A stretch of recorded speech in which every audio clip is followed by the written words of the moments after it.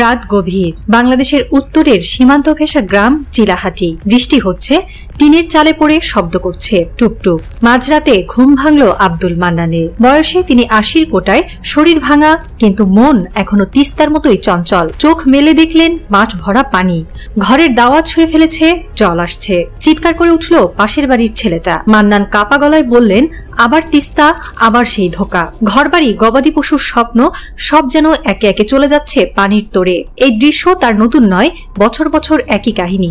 শুধু নাম পাল্টায়, সময় পাল্টায়, কিন্তু পাল্টায় না ভারতের নদী শাসনের দমন নিপীড়ন, বাংলাদেশের তিস্তার পাড়ের হতভাগা মানুষগুলোর দুর্দশা। ঠিক সেই রাতে ঢাকায় বসে শুরু হচ্ছিল এক বৈঠক। আলো আধারের মাঝে প্রফেসর ইউনুস তার গ্রামীণ চেক গায়ে জড়িয়ে বসেছিলেন এক টেবিলে। সামনে খুলে রাখা ছিল একটি নীলচে নকশা, তিস্তা মহাপরিকল্পনার নকশা। তিনি বললেন, গোলামীর জিঞ্জির ভাঙতে হবে, তিস্তার গল্প বদলাতে হবে, এবং সেই গল্প আমরা নিজেরা লিখব।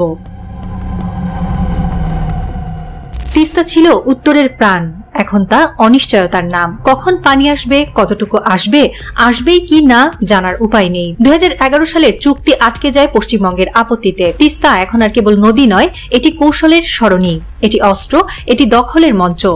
ভারত নিজেদের মতো করে নদী নিয়ন্ত্রণ করে, কখন পানি দেবে, কখন আটকে রাখবে, সব তাদের হাতে। ভাটির দেশ বাংলাদেশ শুধু ফল ভোগ করে। তখনই আসে ভাবনার মোড়, নিজের নদী, নিজের নিয়ন্ত্রণ। এই চিন্তার মূলে ছিলেন একজন প্রফেসর ইউনুস। তিনি বললেন, দয়া নয়, অধিকার চাই। পরিকল্পনায় বাংলাদেশ থাকবে কেন্দ্রবিন্দুতে। সেই ভাবনার রূপ হলো তিস্তা মহাপরিকল্পনা, এবং এই পরিকল্পনার সম্ভাবনা বাস্তবে রূপ পেতে যাচ্ছে চীনের সরাসরি সহযোগিতায়। চীনের প্রযুক্তি, অর্থায়ন এবং কৌশলগত সহায়তা নিয়ে বাংলাদেশ এই প্রথম নিজের নদী নিয়ে নিজের মতো করে চিন্তা করছে। তিস্তা মহাপরিকল্পনা শুধু একটি উন্নয়ন প্রকল্প নয়, এটি উত্তরাঞ্চলের মানুষের চোখে আসা হৃৎপিণ্ডের স্বপ্ন।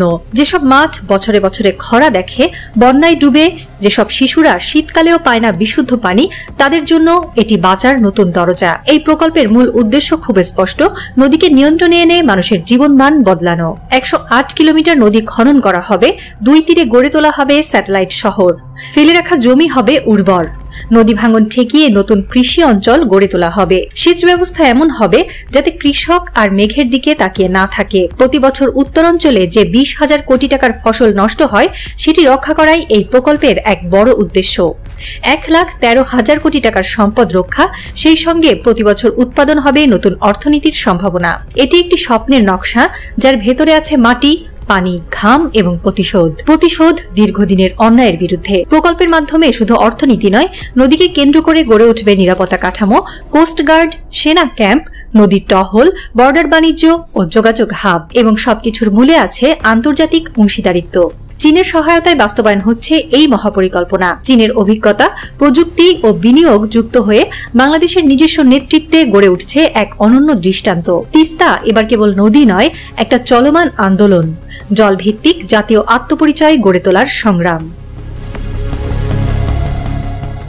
ভারতের চিকেন নেক শিলিগুড়ি করিডর তার সবচেয়ে দুর্বল স্থান। সেই এলাকাটি ভারতের মূল ভূখণ্ডকে বিচ্ছিন্ন করে দিতে পারে উত্তর পূর্ব অঞ্চল থেকে। এই অঞ্চল যদি কৌশলগতভাবে ঝুঁকিপূর্ণ হয়, তাহলে পুরো ভারতের নিরাপত্তা ও সরবরাহ ব্যবস্থা ভেঙে পড়তে পারে।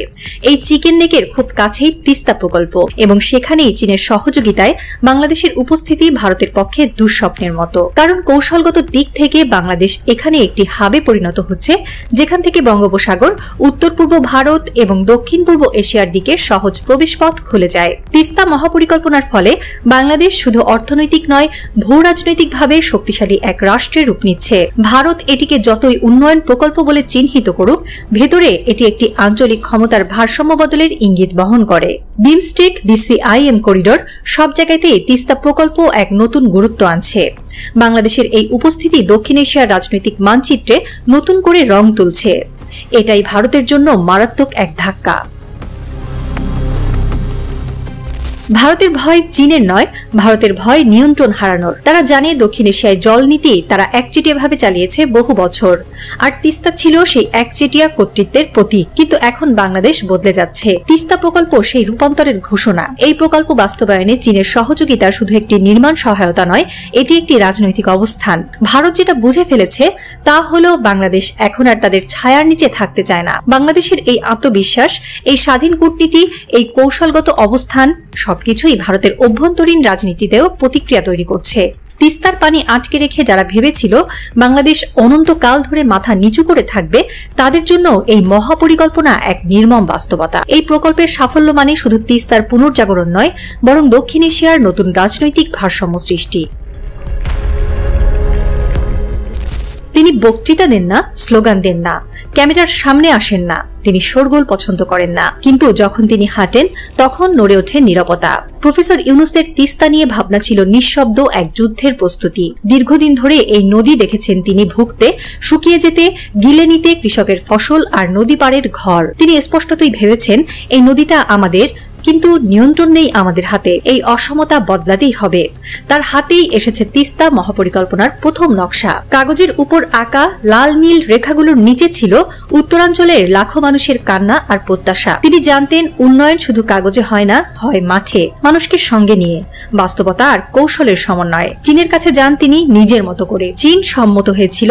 তারা বলেছিল এই প্রকল্প শুধু উন্নয়ন নয়, সম্মানও। এভাবেই শুরু হয় এক বিপ্লব, চুপচাপ, নীরব, কিন্তু দৃঢ়। তিস্তার মতো শান্ত নদীকে যারা ভেবেছিল দুর্বল, তারা এখন দেখছে এই নদীও জেগে উঠতে পারে। প্রফেসর ইউনূসের মতো মানুষের হাত ধরে, যিনি ইতিহাস লেখেন শব্দ ছাড়াই। তিস্তার জল এখনো থেমে নেই। শুধু নদী নয়, এই স্রোতের ভেতর এখন বইছে রাজনীতির, যুদ্ধের, আত্মপরিচয়ের তীব্র স্রোত। গ্রামের সেই বৃদ্ধ মান্নান আজও বেঁচে আছেন, তবে চোখে এখন ভয় নয়, এক চুপচাপ আশা। এক সন্ধ্যায় গ্রামের চায়ের দোকানে বসে তিনি বলছিলেন, শুনছি এবার নাকি পানি আমাদের দিকেই ঘুরবে। দোকানের পাশে বসে থাকা তরুণ ছেলেটি মোবাইলের স্ক্রিনে কিছু দেখিয়ে বলল, এই যে প্রফেসর ইউনূসের ভিডিও। উনি নিজেই বলছেন 2025-এ এর কাজ শেষ হবে। এবার আর চুপ করে থাকা হবে না চাচা। আব্দুল মান্নান একটু হেসে চায়ে চুমুক দিয়ে বললেন, ওই মানুষটার চোখে আমি আগেও আগুন দেখেছিলাম, যে আগুন একদিন আমাদের গরম করবে। সন্ধ্যার আলো নিভে আসছিল। তিস্তার ওপার থেকে ভেসে আসছিল স্রোতের শব্দ, যেন ধীরে ধীরে নদীটা নিজের গতি পাল্টাচ্ছে। কোথাও যেন কেউ লিখে চলেছে এক নতুন উপন্যাস, নদী, রাজনীতি আর আত্মপরিচয়ের উপন্যাস। আসছে বছরের জানুয়ারিতে তিস্তা মহাপরিকল্পনার বাস্তবায়ন শুরু হতে যাচ্ছে। শত্রুরা অচিরেই বুঝতে পারবে এবার বাংলাদেশ পাল্টা চাল দিতে শিখে গেছে।